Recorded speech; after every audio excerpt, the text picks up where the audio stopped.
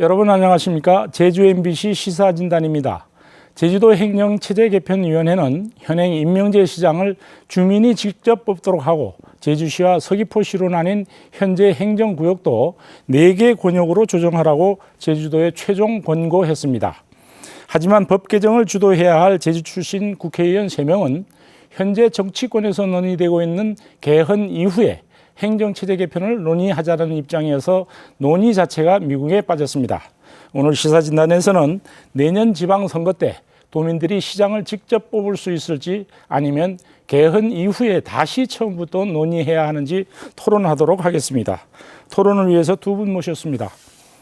제주도 행정체제개편위원회 위원장이신 고충석 제주국제대학교 총장 나오셨습니다. 네, 안녕하십니까. 제주시 을선거구 오영훈 국회의원 나오셨습니다. 네, 안녕하십니까. 네, 왜 행정시장 직선제인가에 대해서 토론을 먼저 하도록 하겠습니다. 제주도 행정체제개편위원회가 지난 5달 동안 논의 끝에 내놓은 결과는 시장 직선제입니다. 시장은 주민이 직접 뽑지만은 기초의회는 구성하지 않고 자치권도 이제 부여하지 않는다는 방안입니다. 고 위원장님. 예. 행정시장 직선제를 택한 이유는 어디에 있습니까? 이 논의가요, 지금 생긴 게 아니고, 네. 한 10년 가까이 된 것 같아요. 그래서 지난 도정 때, 우건민 도정 때도, 제가 이 행정체제개편위원회 위원장이 돼서, 이 어떠한 안을 선택할 것인가. 그래서 그때도 행정시장 직선제 권고안을 저희들이 지사에게 제출했는데, 지사가 도의회에다가 그걸 이결 여부를 물었더니 도의회에서 부결됐거든요.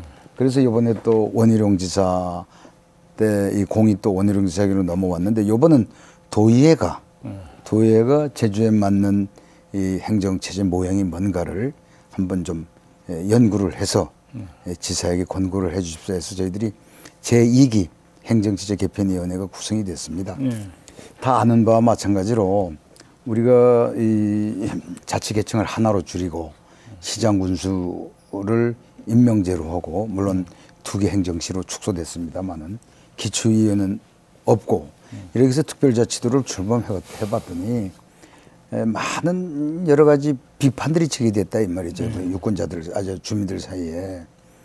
너무 이 지사가 말이야 먼 거리에 있어서 지사를 자주 만날 수가 어렵지 않느냐. 옛날에는 무슨 현안 문제가 있으면 곧 시장이나 군수를 찾아가서 당장 현안 해결이 돼서 물어도 보고 항의도 하고 해결이 됐었는데 이제는 지사는 저 구중심처에 계시기 때문에 이걸 이제 학문적으로 권력거리라 그럽니다만 권력거리가 너무 멀기 때문에 우리의 여러 가지 참여민주주의가 상당히 제한이 된다. 또 그러다 보니까 도지사 자체가 민원 대응성이 상당히 취약해졌다 이거죠.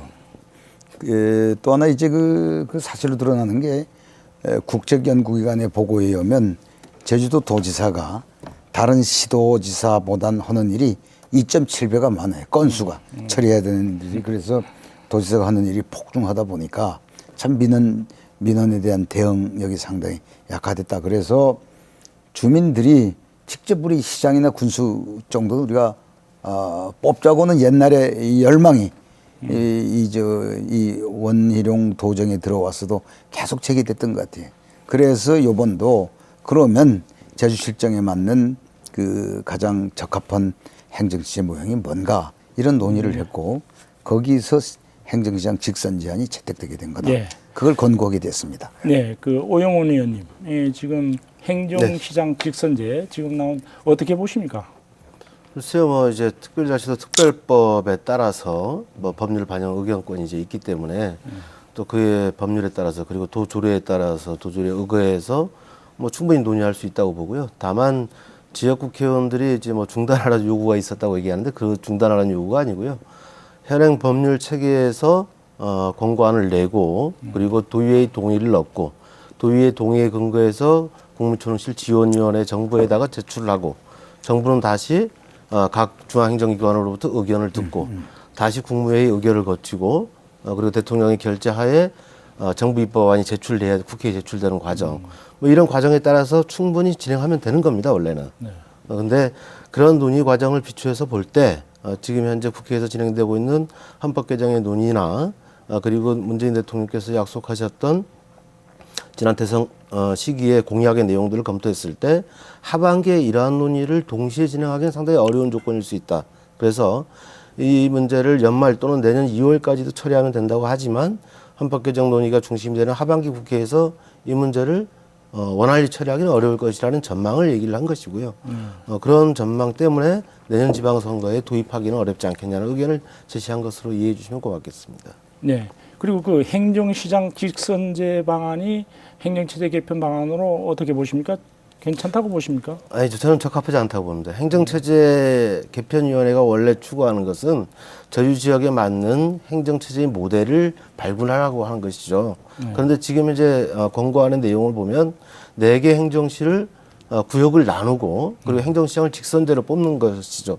그러면 행정체제 개편안이 아니라 정확한 표현을 하면 행정구역 개편안과 직선제안이 되는 것이라고 저는 봅니다. 그래서 아까 고충석 위원장님께서 말씀하셨던 제왕적 도지사였던 갖고 있는 폐해 이 문제를 해결할 수 있는 기반이 마련될 수 있겠느냐 하는 측면에서 저는 행정시가 지금 현재 법인격을 가질 수 없고 인사권이나 재정권을 가질 수 없는 조건에서 행정시 체제로 제왕적 도지사의 문제를 해결할 수 없다라고 보고 있기 때문에 새로운 행정체제 모델을 충분한 논의 과정을 거쳐서 만들 필요가 있다고 생각합니다. 네. 그런데 그 내년 지방선거 때 적용을 하려다 보니까 그 기초위에 없는 이제 시장 직선제를 고육체후로 이제 내놓은 것이 아니냐 하는 그런 의견도 있습니다. 어떻습니까? 글쎄, 여기서 좀 오해가 없었으면 좋겠어요. 반드시 기초의회가 있어야 지방자치고 기초의회가 없는 것은 어떤 지방자치가 아니다. 이런 생각들을 많이 하는 것 같아요. 그러나 외국에 보면요, 기초의회가 없이 구청장이나 행정시장만 주민직선으로 뽑는 지방자치제도가 많아요. 그러니까 그게 미국도 그런 데가 있고 뉴욕시가 그렇습니다. 뉴욕시도 그렇고 파리, 영국 이런 데가 다 많거든요. 그렇기 때문에 이 기초의회와 꼭 연동해서 이것이 지방자치냐 아니냐는 것은 아마 모범 답안일 수는 있어도 정답은 아니다. 난 이렇게 봅니다. 그런데 아까 우리 오 의원께서 좋으신 말씀을 했는데 저는 입장을 달리합니다. 왜냐하면 행정시장에게 임기를 딱 보장해주고 주민들이 직접 선거에서 뽑고 그리고 행정시장의 권한을 이렇게 나열해서 특별법에 딱 담으면 행정시장의 권한을 법률적으로 담보하면 그 상당한 힘이 나오는 겁니다, 이게. 아니, 우리나라 모든 권력은 국민으로부터 나온다. 이 행정시장이 투표를 해서 뽑혔기 때문에 제왕적 도지사를 왜 견제 못합니까?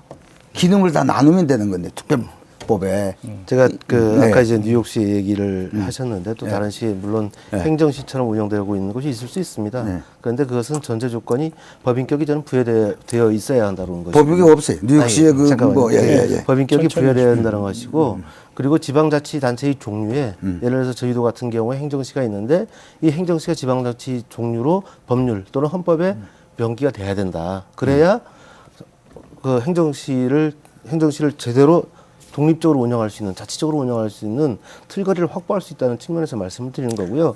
그런데 지금 현재 저는 이미 행정체제 개편위원회에서도 기초자치단체 부활이 상당히 바람직한 아니지만 현재 특별자치도의 지위 확보 문제 때문에 행정시 체제로 갈 수밖에 없지 않는 의견을 제시한 걸로 알고 있습니다. 그러면 이미 행정체제 개편위원회에서도 기초자치단체 부활을 포함한 다양한 가능성을 열어두고 논의를 했던 건데 결과적으로는 이렇게 됐다는 거죠. 그럼 아까 사회자께서 말씀하신 대로 왜 내년 지방선거를 계기로 해서 이거를 무리하게 도입하려고 했는 지적이 있지 않습니까? 제가 자료를 보니까 행정체제 개편위원회 임기가 올해 1월부터 2019년 1월 31일까지로 되어 있더라고요. 2월 1일부터. 그러면 처음에는 당초에는 2년 동안 이 행정체제 개편 논의를 하기 위해서 임기를 2년씩 이제 보장을 한 것으로 저는 이해를 하는데 왜 갑자기 이제 한 5개월 만에 이런 활동을 다 마무리하고 권고안을 제출한 것인지 그건 내년 지방선거에 무리하게 도입하려고 했던 의도가 있는 건 아닌지 생각해 볼 수 있는 대목이라고 생각합니다. 좋습니다. 고충석 위원장님, 지금 오영훈 의원께서 얘기한 내년 지방선거 때 적용하려고 했던 것은 그 고육지책은 아니다. 그런 말씀. 고육지책 아니죠. 왜냐하면 이 위원회를 출범할 때 우리가 지사와의 면담에서 다음 선거에 적용해야 될 모델을 여기서 도출하지 않으면 행계의 별 존재 의미가 없다라고는 못 박았어요. 그리고 지사께서도 그걸 수용을 했고, 그리고 이 오 의원님 말씀 계십니다만은 이 행정체제 개편 논의가 상당히 오래된 묵은 과제입니다.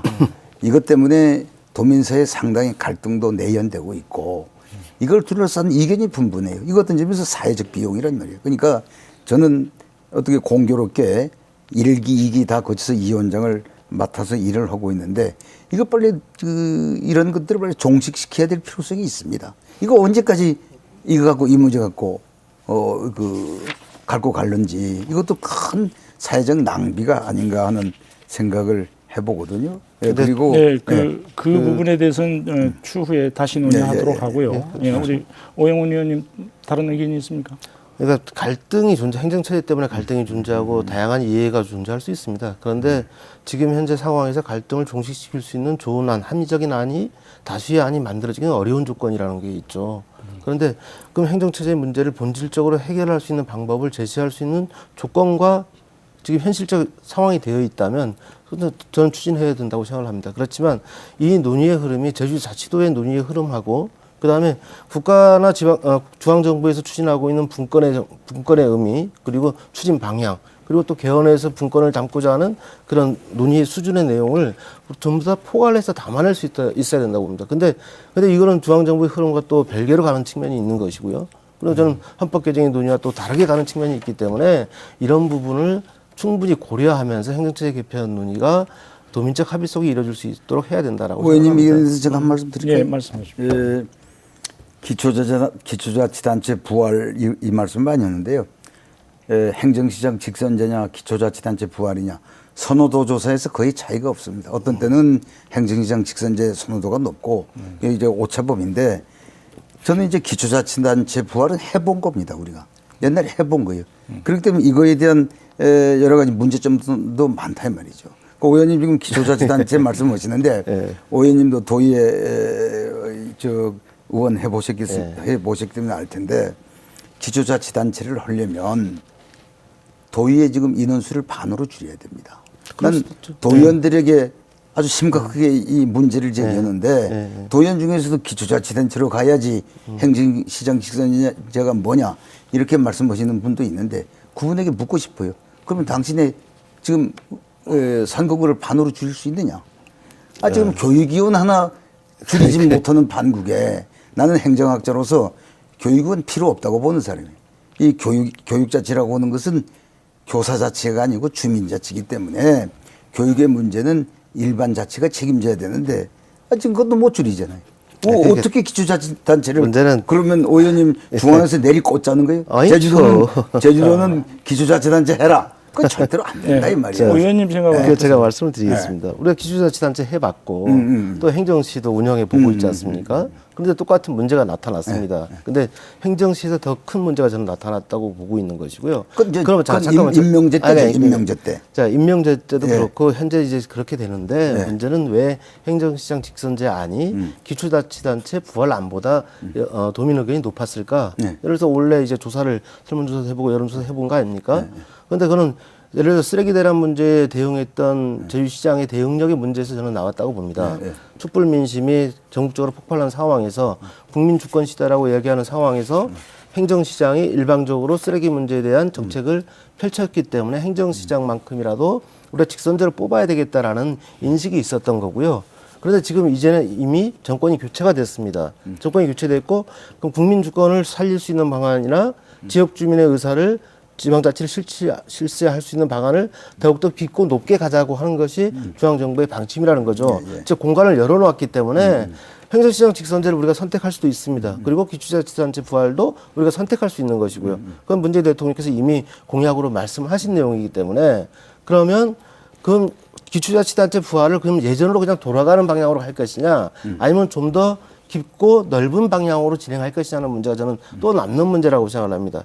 예전으로 돌아가자는 것이 아니라 제대로 된 주민자치, 지방자치, 지방분권을 실현할 수 있는 토대가 형성될 수 있다면 새로운 기초자치단체 부활, 지방자치단체를 모색해 볼 수 있는 여건이 되고 있다는 점을 말씀드리고 예, 예, 그 좋습니다. 그 결국은 이거 다음에 고 이야기 위원장님께서는 이제 자치계층을 현행대로 두면서 행정지사, 시장 직선을 통해서 그 권한을 확보하고 그래서 강력한 이제 도지사의 견제 역할도 하면서 이제 시민을 위한 행정을 해 나갈 수 있다는 점에서 기초자치단체가 없는 행정시장 직선제를 지금 내놓으신 거 아니겠습니까? 그리고 오영훈 의원님께서 말씀하시는 것은 좀 더 심도 있게 우리가 행정체제를 더 우리 전국의 변화에 맞춰서 좀 검토를 해보자 하는 의견인 것 같습니다.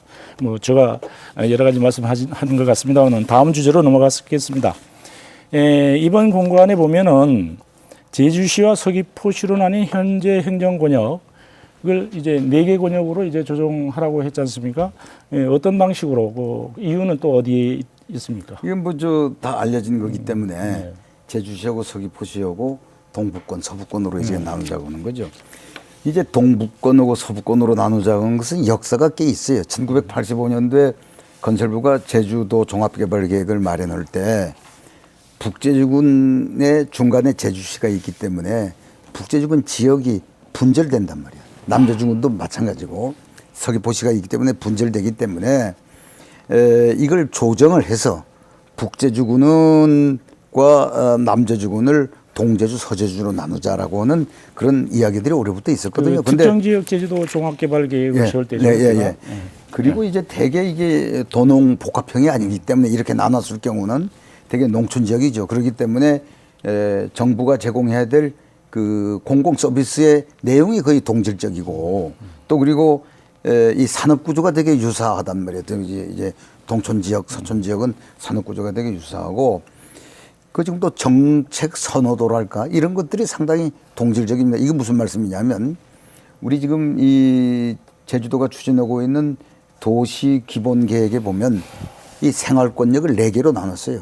제주시, 서귀포시, 동북권, 서북권으로 나눴고 지금 이 제주도가 또 지금 추진하고 있는 미래 비전에 보면 제주도가 균형적으로 발전하기 위해서는 권역을 4개로 나눠야 되겠다.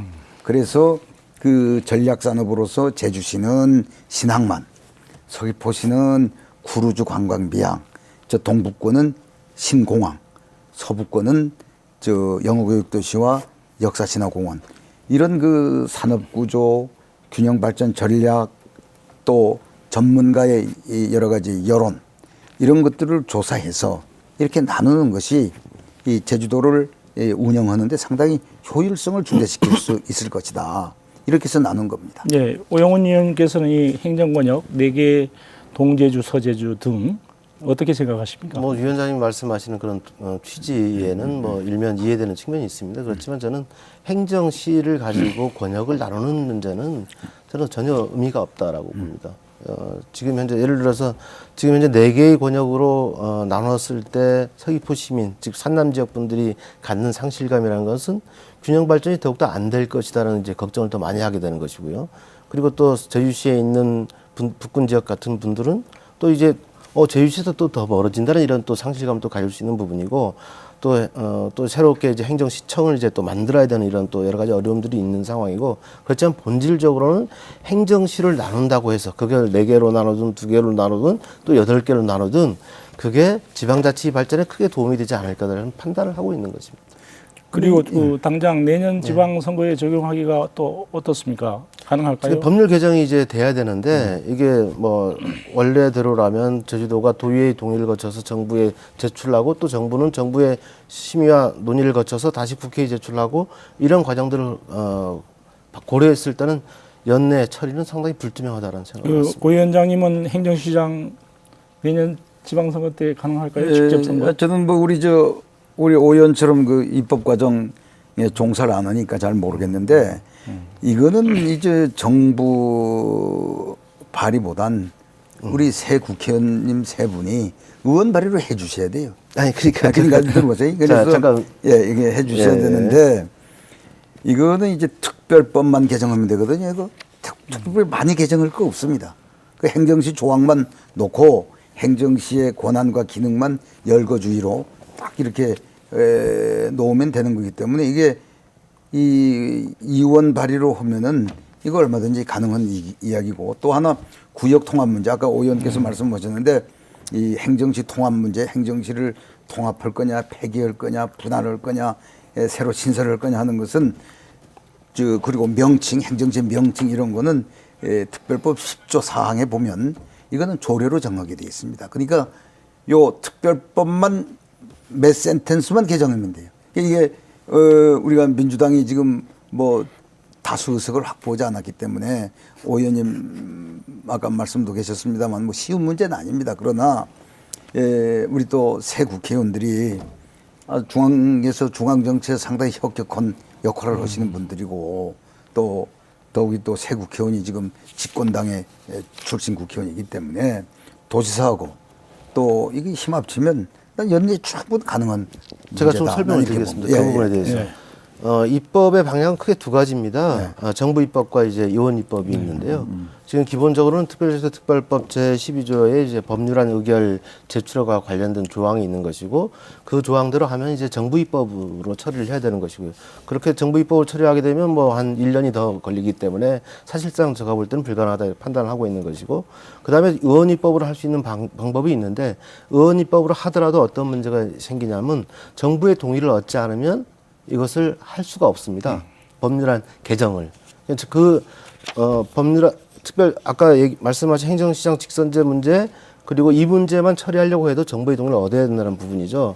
근데 지금 현재 정부의 동의를 얻기가 상당히 어려운 구조가 있다라는 것을 제가 간단히 말씀드리겠는데, 첫 번째는 개헌특위 논의 과정을 정부가 고려하지 않을 수가 없습니다. 이제 8월 말부터 전국 16개 광역시도를 다니면서 개헌특위 논의 과정을 국민들께 보고하고, 그리고 원탁회의 등을 통해서 국민의 의견을 수렴하는 절차를 밟습니다. 거기서 가장 기본적인 것이 국민의 기본권, 그다음에 지방분권과 관련된 조항입니다. 그다음에 권력 구조와 관련된 내용이고요. 그 다음에 또 현재 진행돼야 될 게 뭐냐면 균형발전위원회라고 있지 않습니까? 예, 예. 균형발전위원회가 지금 대통령 직속 산하기관이 있는데, 이게 이제 이미 이제 7월달에 위원장이 전현 정부에서 구성됐던 위원장이 교체가 됩니다. 임기가 다 만료되는 거죠. 그러면 대한민국의 균형발전 전략을 다시 한번 대통령 직속위원회에서 논의하고 또 연구를 해야 되는 상황이 있습니다. 그다음에 지방분권 추진위원회 또한 대통령 소속기관이죠. 마찬가지로 거기는 9월달에 또 임기가 끝납니다. 지금 모든 게 하반기에 지방분권과 관련된, 균형발전과 관련된, 그리고 개헌과 관련된 논의가 집중되어 있기 때문에 국회에서 이 문제를 논의하는 것은 상당히 버거울 수 있다라는 측면을 말씀드리는 것이고요. 그 과정에서 행정시장에 대한 문제도 지방분권과 관련된 부분이 개헌의 논의에 있어서나 균형발전에 있어서나 가장 핵심적인 화두가 되고 있기 때문에 그 지방분권의 수준과 범위를 우리가 좀 고려하면서 볼 필요가 있다. 그러면 저희 특별자치도의 행정체제든 자치분권의 수준도 어떤 방향으로 가는 것이 가장 합리적일 것인가 하는 논의를 좀 더 해야 된다고 저는 생각을 합니다. 네, 말씀드릴까요? 아까 고 위원장님께서 말씀하신 중에 이제 우리 특별법의 행정구역의 개편, 패치 분합은 이제 특별법만 개정하면 되지 않겠습니까? 그 특별법 개정 그건 조례로 가는 조례로 가능하지 않습니까? 그러니까 조례만 개정하면 되는 문제를 우리가 이제 행정시장 요거는 특별법을 개정. 그렇죠. 시장인 경우는 그렇지만은 이제 구역의 패치 분합 문제는 이제 조례로 가능하다 하니까 이제 그런 부분을 이제 그렇다고 해서 또 행정시장과 이제 따로 분리해서 생각할 수는 없지 않습니까? 그렇죠. 예. 다음 문제로 넘어가겠습니다. 그 행정체제 개편 이제 신뢰성에 관한 문제인데, 제주 출신 국회의원 3명은 내년 그 지방선거와 함께 치러지는 그 국민투표에서 개헌안이 통과되고 또 개헌이 이루어진 이후에 행정체제 개편을 이제 논의하자는 입장이죠. 예? 오영훈님 어떻습니까? 그 이유는 아까도 말씀하셨지만 저도 지금 얘기하고 있는 상황인데 지금 현재 하반기 전국 상황과 여러 가지를 고려했을 때 특별제도 특별법 개정이 정부 입법으로 처리되기 어려운 상황이고, 그리고 더불어민주당의 입장에서는 가장 중요하게 고려해야 될 것은 문재인 대통령이 대통령 선거 과정에서 제주와 관련된 지방분권과 관련된 공약사항을 이행하는 것입니다. 그렇게 되면 문재인 대통령이 크게 두 가지를 말씀하셨습니다. 연방제 수준의 지방분권을 실현하겠다는 것이고요. 그리고 특별자치도 특별법을 전면적으로 개정하겠다는 것이거든요. 그러면 우리는 행정체제 개편만 논의하는 것이 아니라 제주도의 비전과 그리고 제주 특별자치 특별법의 전면적인 개정을 어떤 방향으로 해 나가야 될 것인지, 그것이 헌법 개정의 방향에 맞게 구체적으로 도민의 삶의 질을 높이는 방향으로 어떻게 할 것인지 이런 부분을 저는 논의를 하는 것이 우선적으로 진행돼야 하는 것이고 그것이 중앙정부가 지금 현재 추진하고 있는 지방분권 정책과 또 맥을 같이 하는 것이라고 보는 겁니다. 예, 그러니까 오영훈 의원님의 의견이 제주 출신 의원 세 분의 의견도 다 같을 수가 있죠. 크게 다르지 않을 예, 거라고 크게 다르지 생각합니다. 않다고 보면은 이런 의견에 대해서 우리 예. 오 위원장님 네, 어떤 생각을? 우리 존경하는 오 의원님하고 이런 논쟁하고 싶지는 않은데 내가 좀 한 말씀 드릴게. 엄격하게 행정체제 개편위원회 행정체제 개편은 지금 문재인 정부가 추진하고 있는 연방제적인 분권하고 관계없는 일입니다. 왜냐하면 연방제적인 분권으로 가자고 하는 것은 뭐냐면 그 자치 조직권의 특례를 인정해 주겠다는 거예요. 각 지방이 알아서 계층을 하나로 줄이든지 두 개를 하든지 저 구청장을 임명제로 하고 의회를 없애든지 시장 군수를 임명제로 하고 기초의회를 없애든지 이건 지방이 알아서 하라 이거죠. 그렇기 때문에 연방제적 개헌 논의는 우리가 지금 추진하고 있는 행정체제 개편 논의에 상당히 선순환적인 역할을 하는 거지. 이것 때문에 행정체제 개편위원회가 행정체제 문제가 이게 방해가 되다는 이렇게 보지 않거든요. 그럼 제가 그 부분에 대해서만 말씀드리겠습니다. 자치입법권하고 이제 자치재정권, 뭐 이제 더 나가면 이제 조세권까지도 이제 분권의 어떤 논의 과정에서 나올 수가 있습니다. 그러면 여기서 문제가 생기는 건 뭐냐면 행정시를 지방자치단체의 종류로 인정하게 되면 저는 문제가 없을 수도 있다고 봅니다. 지방자치단체의 종류라고 하면 그럼 예를 들어서 지금 헌법개정특위에서 논의되고 있는 지방자치단체의 종류가 지금 현재는 지방자치 법률로 명시가 되어 있는데 이것을 헌법에 명시하자고 주장하는 그런 그 흐름이 있는 것이거든요. 그런데 만약에 다른 자치단체는 예를 들어서 기초자치단체 시군구를 헌법에 명기하자 이런 것이 만약에 통과된다고 했을 때 우리는 그러면 행정시를 자치단체의 종류로 넣지 못했을 때 우리는 상당히 피해를 볼 수가 있다는 거죠. 그래서 저는 그러한 부분을 염려해서 행정시를 자치단체로 인정받지 못하는 상황을 고려해 가지고 말씀을 드리는 거란 겁니다. 아니 그 말씀은 기초의회로 돌아가자는 거거든요. 그렇죠. 기초자치단체. 이거는 그렇죠. 우리가 지금 이거 하는 건 준자치단체지 자치구가 아닙니다. 아니, 그러니까요. 그렇기 때문에 왜 행정시의 논의로 이 행정체제의 논의를 좁히는지 저는 좀 이해가 안 되더라고요. 행정시를 해보고 기초자치단 아니 안 해봤죠. 직선제를 안 시장 해가지고. 직선제를 안 해봤기 성격은 때문에 변하는 게 아니거든요. 아니야. 그 엄청난 차이. 지금 네, 좋습니다. 예, 예. 아니 오 의원께서 주민들이 투표해서 헌법에 행정시 체제를 인정하면 저는 받아들일 수 있습니다. 그 지금 위원장님의 논리를. 네, 좋습니다. 아니, 이게 행정시장을 이제 지방자치단체의 종류로 하게 되면 다시 이계층으로 돌아가는 것이고요. 이제 다음 얘기를 하나 여쭤보겠습니다. 오는 12일이죠. 도지사하고 뭐 도의회 의장하고 그리고 또 제주 출신 국회의원들 전부인지는 모르겠습니다. 회동을 한다죠. 어떤 이때도 행정체제 그 부분은 개편 이제 선거구 획정위원회 지금 논의 결과에 따라서 지금 내년 지방선거에 이제 몇 개월 안 남은 시점에서 선거구 획정과 관련된 안을 어떤 방식으로 처리하는 것이 좋을지 그걸 논의하는 자리입니다. 행정체제 개편과 관련해서는 지금 의제로 합의한 바는 없고요. 뭐 물론 이제 도에서 이제 이 문제에 대해서 더 추가적으로 논의가 필요하다고 얘기했을 때 의견을 뭐 얘기할 수 있을 것 같습니다. 그렇지만 처리 방식에 대한 합의 그 자리는 아니라고 생각합니다. 네, 결국은 이제 세계 기관의 장들이 모여서 장이라고 하면 물론 국회의원도 기관이기 때문에 행정 체제 개편 논의가 뭐 자동적으로 나오지 않을 것인가 생각은 듭니다만은 문재인 대통령이 공약 이행 상황을 지켜보면서 이제 행정 체제를 개편하자고 하는 것이 제주 출신 국회의원들의 의견인데. 지방 분권과 관련해서 이제 문재인 대통령이 약속한 거 이제 정확하게 좀 더 시청자들이 알아들을 수 있게 좀 자세히 설명 좀 해주십시오. 제주를 세종특별시와 함께 자치분권의 모델로 만들겠다라고 하시는 거고요. 그 논의와 더불어서 그것을 연방제 수준의 분권이라고 표현을 한 겁니다. 그리고 특별자치도 특별법을 전면적으로 개정해서 특별자치 특별법의 목적, 정의 뭐 이런 내용들을 현실성 있게 변화된 시대에 맞게 바꾸는 것이 필요하다는 그런 지적을 했던 것이고요. 그런데 지금 이와 관련해서 국정기획자문위원회에서 충분한 논의를 하고 있습니다. 지금 문재인 정부 국정과제 100대 과제를 지금 논의를 하고 있는데요. 아마 7월 중순에서 말 사이에 이 100대 과제의 제주와 관련된 공약이 어떻게 나오느냐에 따라서 또 그 국정과제의 수준이 어떤 수준으로 나오느냐에 따라서 제주도에 상당히 큰 영향을 미칠 수 있는 부분이라고 생각을 합니다. 그래서 제주도를 분권의 모델로 어떤 수준까지 높이겠다는 메시지가 국정과제 100대 과제에 어떻게 들어가냐에 따라서 상당히 논의의 흐름은 또 새로운 국면으로 갈 수도 있다고 봅니다. 예, 그 중앙 정치권의 소식과 함께 이제 문재인 대통령의 공약을 자세하게 설명을 해주셨습니다. 내년 지방선거에서 연방제 수준의 지방분권으로 개헌이 된다면 네.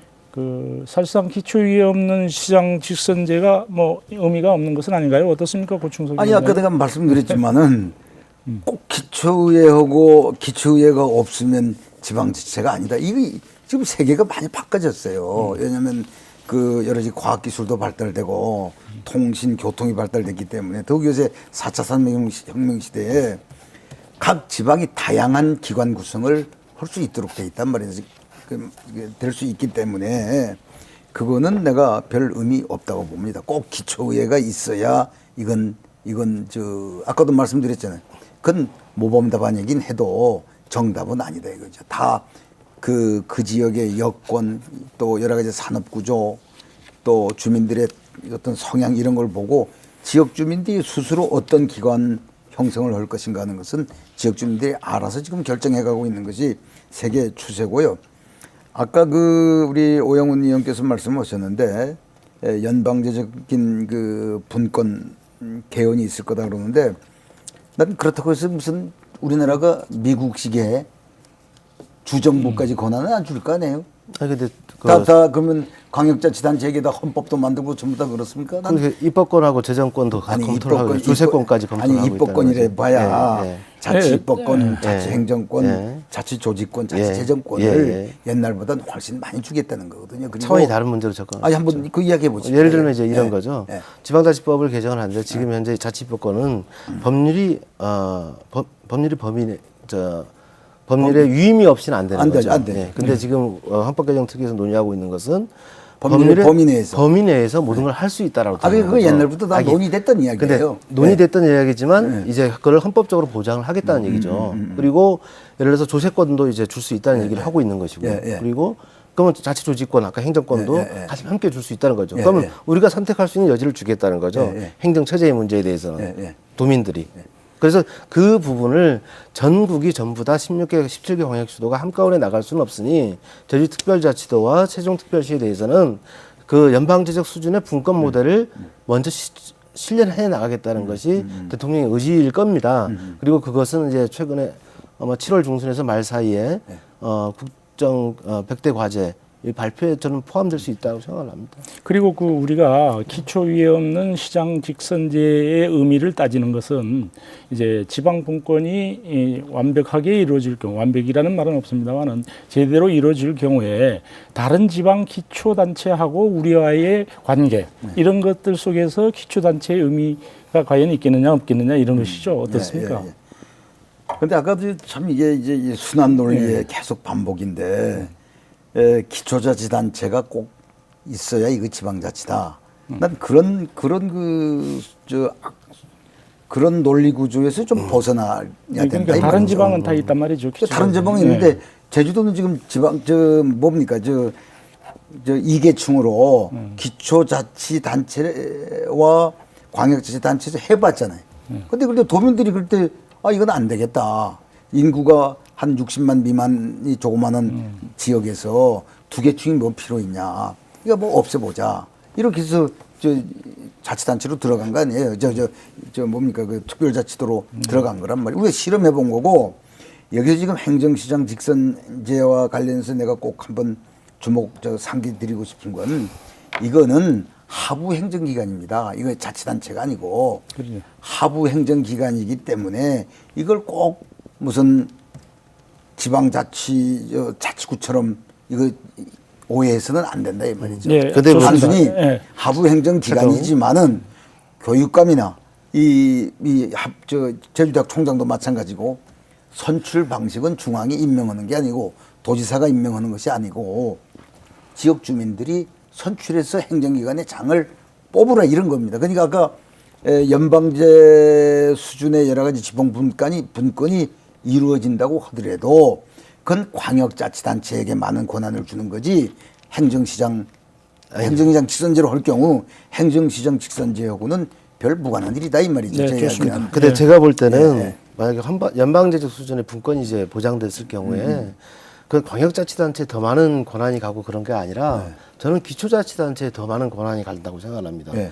지방자치에 더 부합되는 행정 모델이 어떤 거냐를 판단했을 때 행정시의 모델이 지방자치에 더 부합된 모델인가 아니면 기초자치단체의 모델이 지방자치에 더 부합된 모델인가 이걸 저는 판단하면 되는 문제라고 생각합니다. 그런데 오 의원님 그 예. 지방자치라고 하는 것은 이게 두 가지의 그 양가적인 그 목표가 있는 거예요. 하나는 민주성만 강조해서 지방자치 하자는 거 아닙니다.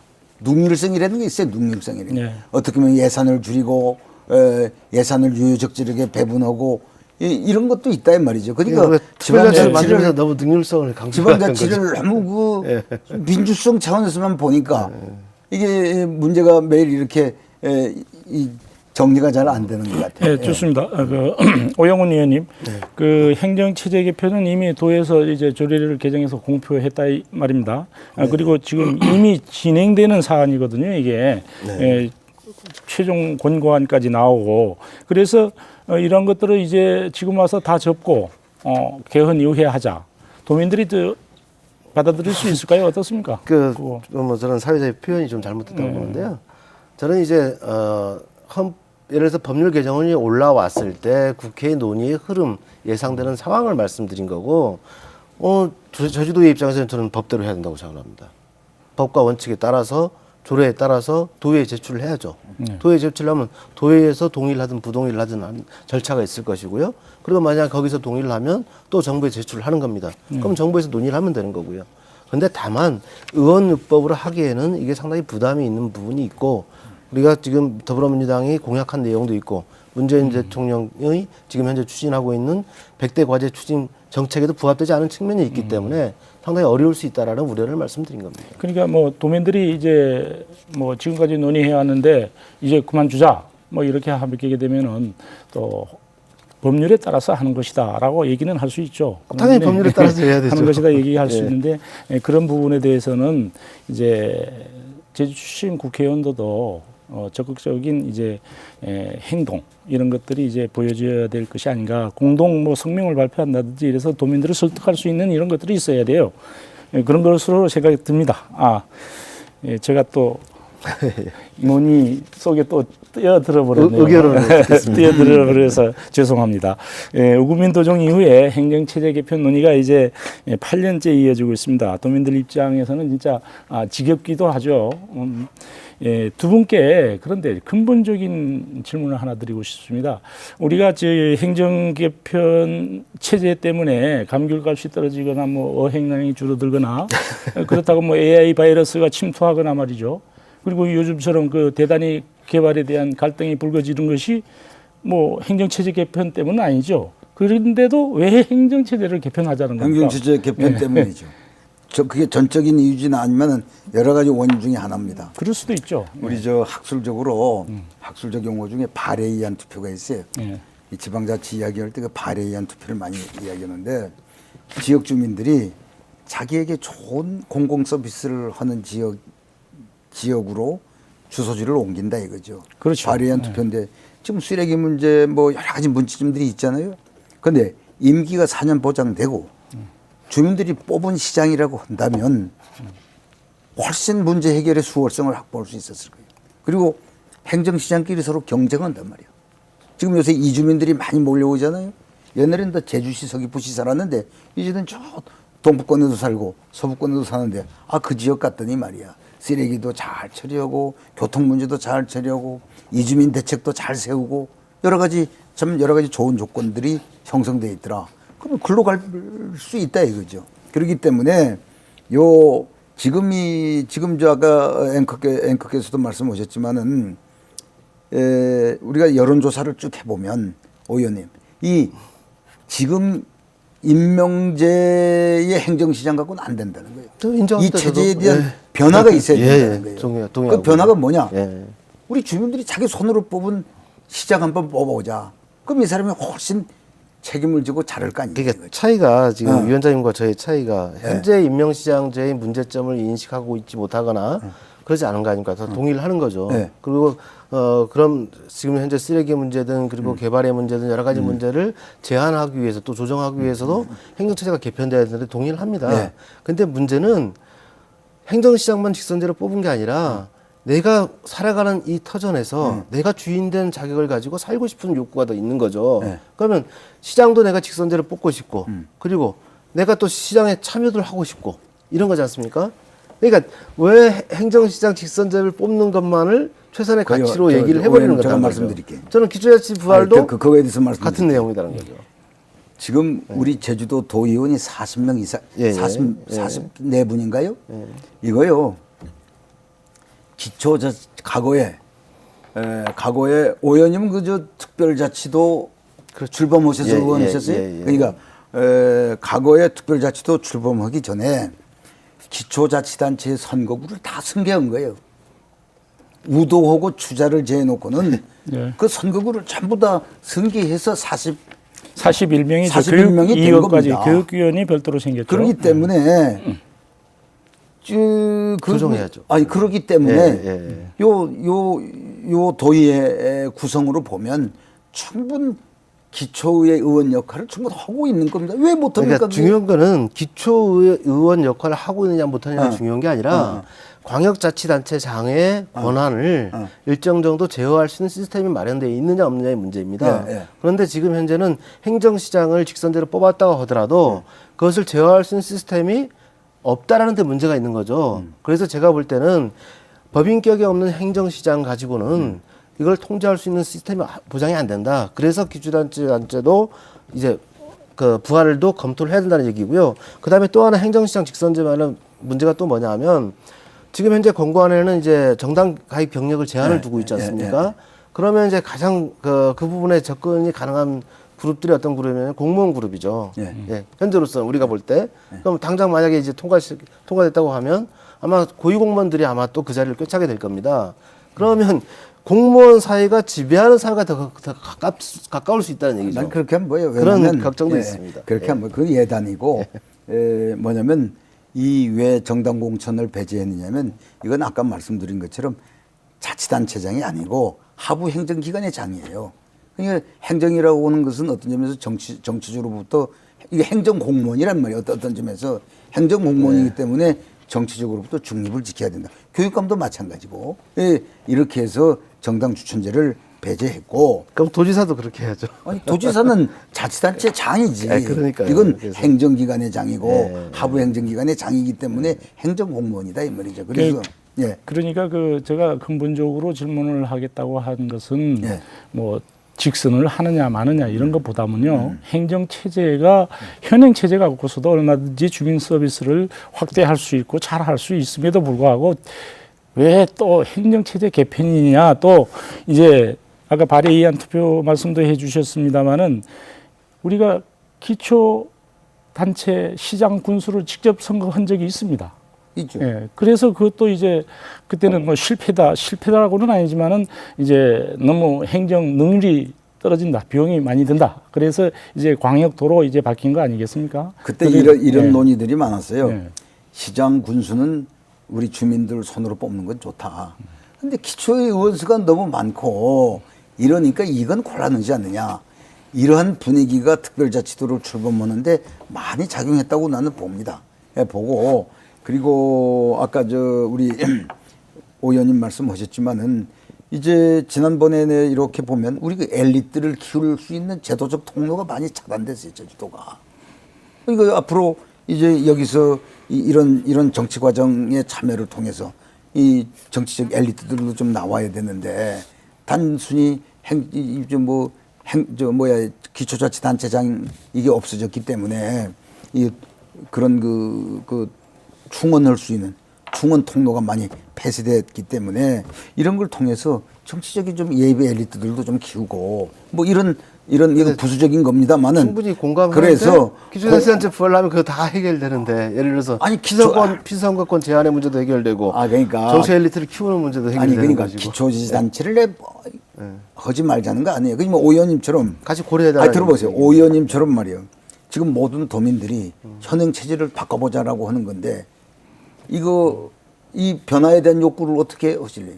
지금 기초자치단체로 돌아가는 것은 난 당분간은 무망한 일이라고 봅니다. 그러니까 그 부분을 왜냐하면 저는 이게 예전같이 돌아가면 무망한 얘기가 될 수 있습니다. 그런데 저는 기초단체의 부활을 예전처럼 똑같이 돌아가자는 대안을 한번 제시해보세요. 근데 지금 자, 아니, 알겠습니다. 자, 예를 들면 자, 그러면 예를 네, 들면 좋습니다. 제가 말씀드리겠습니다. 좋습니다. 그 부분은 자, 그 정도로 하시고요. 아니 이게 아니, 중요한 이거 문제니까 중요한 문제. 예, 중요한 문제 이 문제만 잠깐 말씀드리겠습니다. 예를 들어서 우리가 기초자치단체 부활을 하고 분권의 수준을 연방적 수준으로 한다 그러면 저는 기초자치 부활을 4개 시군으로 할 것인지 뭐 8개 시군으로 나눌 것인지 이런 논의를 포함해서 그다음에 읍면제 시장 직선제도 저는 가능하다고 봅니다. 오히려 이렇게 확대해 나가는 것이 중요하다.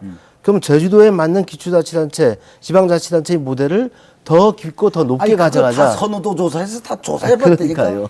근데 선호도가 낮은 대안들이에요. 그게 1기 행계위 때도 조사를 해봤고 이번 2기 때도 조사해봤는데 선호도가 낮은 거예요. 그렇기 때문에 그래도 읍면동의 여러 가지 기능을 좀 강화시키자는 측면에서 행정시장 정도는 4명 정도는 뽑아야 되겠다고 해서 이번 그 안에 나온 거거든요. 네, 좋습니다. 예, 예. 지금 또 하나 이제 우리가 이슈가 되는 문제가 선거구 획정 문제인데 뭐 행정체제 개편이나 선거구 획정 문제가 이제 닭이 먼저인지 계란이 먼저인지라는 얘기도 있습니다만은 이 선거구 획정이 행정체제 개편하는데 어떤 영향을 줄 수 있을까요? 변수가 될 수 있습니까? 이건 영향 없다고 봅니다. 이 선거구 획정 문제는 인구 편차 때문에 제기된 거고 이 행정시장 문제는 하부 행정기관의 장을 뽑는 겁니다. 또 그리고 지방정부를 어떻게 민주성과 능률성을 조화시키면서 운영해 볼 방법이 없느냐 그런 고민의 시각에서 나온 거기 때문에 요 선거구 획정혹은 난 별 관계가 없다. 그런데 오 의원님, 우리가 선거구 획정 문제가 행정체제 개편에 의해서 행정구역이 변화되면 따라서 선거구 획정도 따로 해야 되는 거 아니겠습니까? 그건 나중에 문제죠. 그건 나중에 문제죠. 그러니까 우선적으로 선거구 획정 문제는 아까도 얘기했지만 인구 편차 문제 때문에 문제가 되는 것이기 때문에 그 위헌적 요소를 해결해 주는 게 지방자치단체의 의무죠. 그런 측면에서 선거구 획정 문제는 먼저 처리를 하는 것이 그러니까 맞다고 행정구역이 개편이 되면은 인구 편차가 달라질 수가 있기 때문에 그것도 이게 연관이 있다는 얘기가 되거든요. 그래서 일단은 좋습니다. 오늘은 행정체제 개편 얘기에 대해서 논의하고 있으니까요. 다음 주제로 넘어가겠습니다. 이 자치권 확보 문제. 특별자치도가 내년 지방선거 개헌 때 고도의 자치권이 보장되고 제주 특별자치도의 헌법적 지위 확보를 위한 이제 준비 절차가 진행되고 있다고 해요. 구충석 의원님, 그 고도의 자치권이 보장된다는 것, 헌법적 지위를 확보한다는 것 어떤 의미입니까? 이제 헌법에 이런 그 선언적 의미들이 들어갈 겁니다. 예컨대 우리가 국민으로서의 기본권을 갖는 것처럼 이 자치권도 그 하나의 기본권이다. 기초 자치권이 국민의 기본권이다. 뭐 그래서 상당한 지방 분권의 정신을 담을 거고 또 하나 아까 우리 오 의원께서 말씀하셨지만은 입법권 또 조직권, 행정권, 재정권에 상당한 변화가 올 겁니다. 예, 변화가 오고 또 아까 이제 제주도와 관련돼서 좀 이야기를 하나 해보면 이제 앞으로 그 지방 정부에도 과세권을 줄 가능성이 많다 이 말이에요. 네, 조세권요. 지방자치단체가 조세의 종목과 세율을 그 조례에서 정할 수 있도록 그래서 지방세 이런 걸 조례주의라고 말씀을 하는데 이야기를 하는데 이런 것까지 난 나갈 거라고 봅니다. 그리고 국세와 지방세가 지금 80대 20이거든요. 한 40대 60. 뭐 좀 일본이나 독일 수준 정도로 갈 거고 또 국가 사무도 지금 우리나라가 지방에 하는 사무가 27%입니다.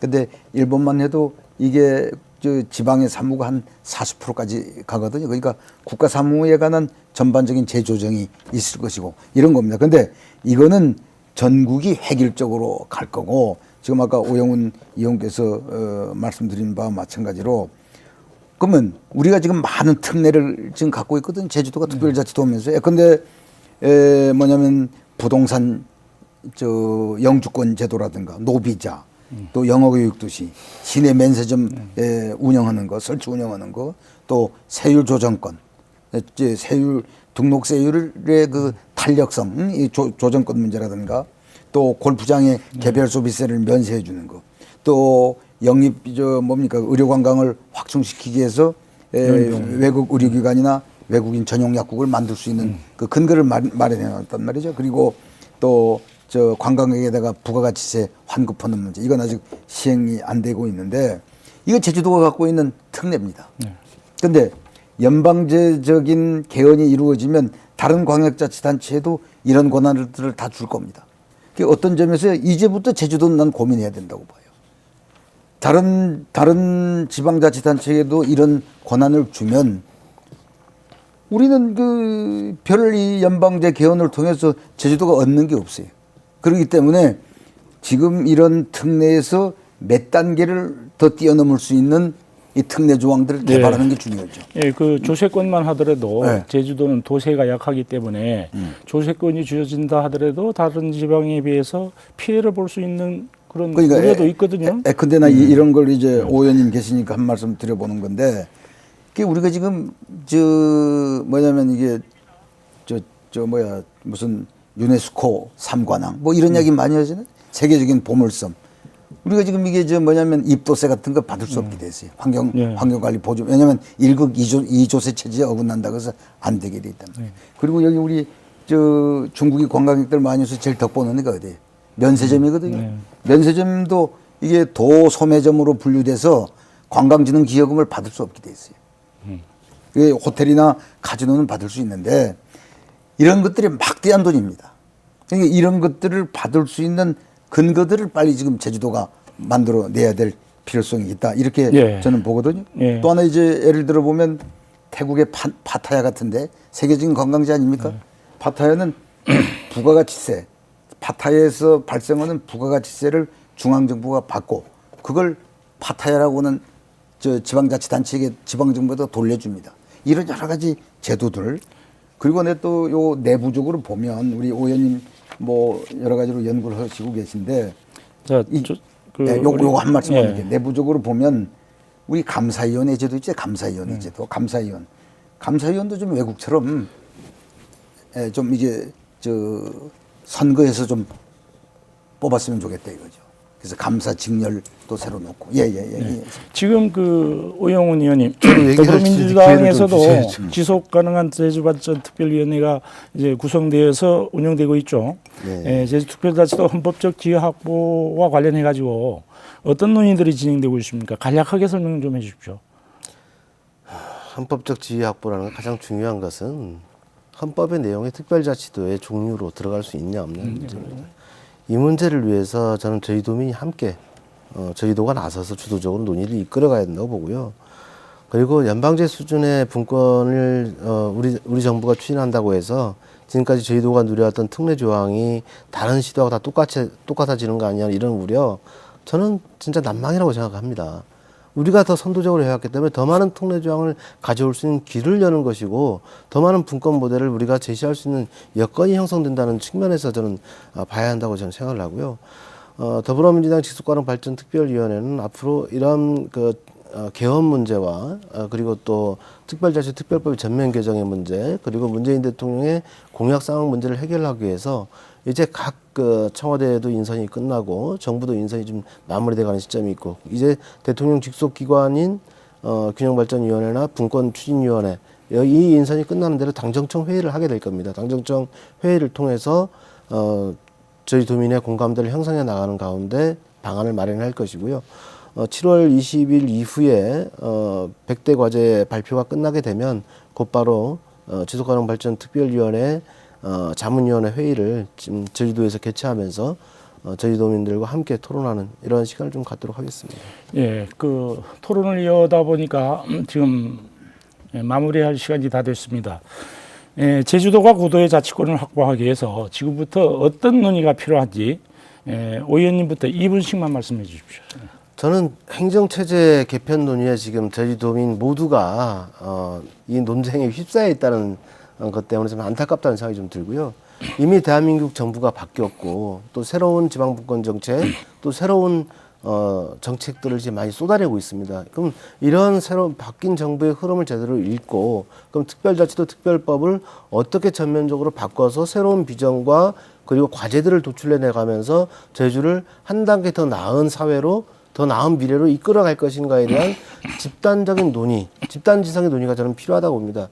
이런 부분을 우선적으로 제주도청에서 먼저 고민해 주시길 좀 부탁드리고 싶습니다. 그 고도의 자치권 확보를 위한 앞으로의 논의 어떻게 진행돼야 되는지 2분 정도 말씀해 주십시오. 간단히 말씀드리면 저는 이거 낙관적으로 보지 않습니다.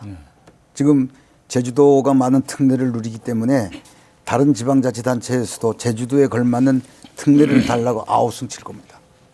이럴 때 이 제주도의 정치를 맡아 있는 분들이 어떠한 제도를 개발해내고 중앙정부를 설득시켜서 이 디자인된 제도를 어떻게 통과시키느냐, 법으로 어떻게 그 근거 규정을 만들느냐 하는 것은 지금부터는 시작이라고 봐요. 네. 그러니까 연방제적인 개헌이라고 하는 것이 뭐 제주도에 물론 여러 가지 유리한 조건도 있지만은 아까 말씀드린 것처럼 이때까지 누려오던 선점 효과가 무력화될 수도 있다. 이런 것들을 우리가 좀 명심하시고 이제 우리 오 의원 유능하신 분이니까 잘 좀 대처하셔야 될 것 같아요. 네, 오늘 논의를 이 정도에서 마무리하겠습니다. 그 행정체제 개편은 행정구조나 구역의 개편을 뛰어넘어가지고 공무원과 예산 또는 시설, 조직의 관리 기술 등 그 주민과 직접 관련된 요소들을 얼마나 능률적으로 그리고 개방적으로 재편하느냐 하는 것이 문제입니다. 그러나 지금까지는 이러한 일들이 제대로 이루어지지 않았기 때문에 도정에 대한 불만과 갈등으로 이어졌다고 봅니다. 그리고 도정은 도정대로 이러한 도민의 불만과 갈등을 행정체제에 대한 불만족으로 혹은 행정체제 탓으로 치부해왔던 것은 아닌지 이제 되돌아봐야 할 것입니다. 밤늦은 시간까지 시청해 주신 여러분 고맙습니다.